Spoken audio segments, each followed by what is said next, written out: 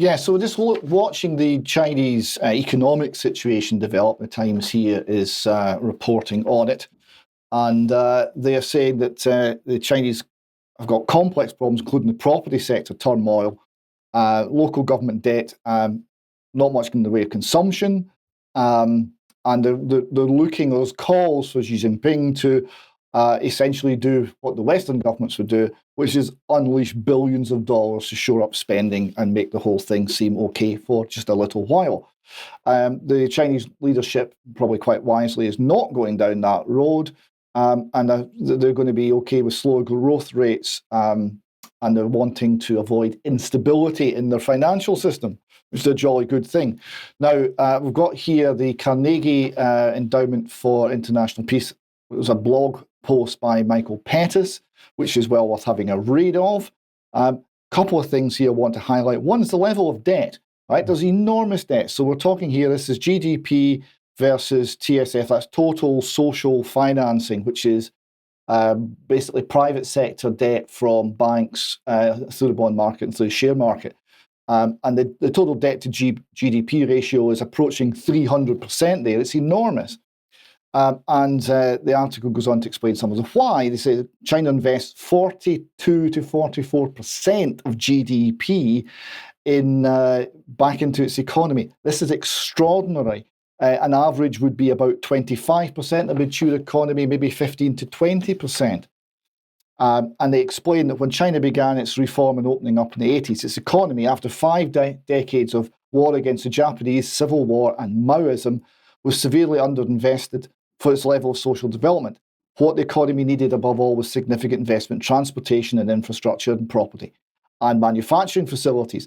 And this is why it benefited from a very high investment rate. But the problem is now, it's gone way beyond that. They're still running huge levels of investment. It's malinvestment. They're investing in assets that are not needed and that cannot generate enough income to service the debt. That debt is piling up on private ledgers, on local government ledgers, and on central government ledgers, and on bank ledgers. And somebody is going to have to carry the losses which are real need to be realised. The article goes on saying this is either, to have this huge level of investment, you either need to have a very high level of saving or incoming investment. And it's been financed by saving, but the flip side of this is that consumption, household consumption, has been very low. This next graph shows just how low it is and how it's fallen since the year 2000. So as a percentage of GDP, household consumption by domestic households in China is massively lower than it was in the year 2000. So the people are not benefiting from the economic activity. Now go on here to the final slide here, from a very good piece by Patrick Boyle. It's an excellent economics and market commentator.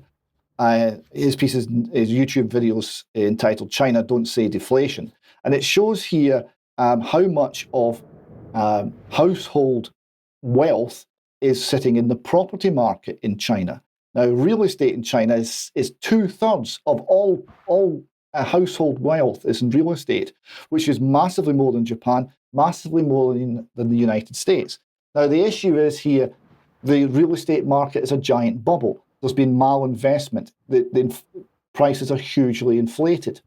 They've dropped 14%, which is more than half the level of equity that's normally put into a house by someone buying a home in China. So anyone who's bought a home recently has seen half their equity wiped out. And the prices must have much further to fall. This is going to create huge internal problems within China. It's going to create a lot of friction within the society. It's going to have all of the problems we're familiar with from 2008, but on steroids. And the issue I would ask people to consider is, what under those circumstances will the Chinese government do to quell the inevitable pushback from the population? Okay, thank you